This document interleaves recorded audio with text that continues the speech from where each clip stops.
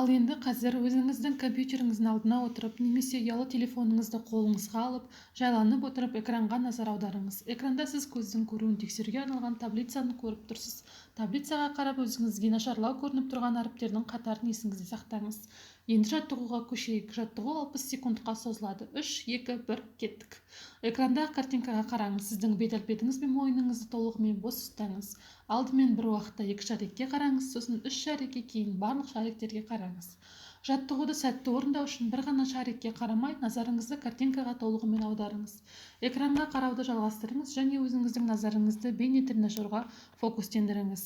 Жаттығуды орындау кезінде сіздің көзіңіздің бұлшық еттері жақсы қозғалады, қан айналымы дұрыс жүреді. Бұл тек қана көздің бұлшық еттерінің жаттығуы емес, астигматизм, миопия сияқты көз ауруларын түзетуге, алдын алуға зор көмек береді. Және де тағы айта кететін жайт, көз жаттығуларын жүйелі түрде орындағанда ғана ол өзінің әсерін толық көрсете алады. Бұл көз жаттығуын күнделікті кем дегенде 2 рет немесе бірнеше уақытта жасауды ұсынамыз.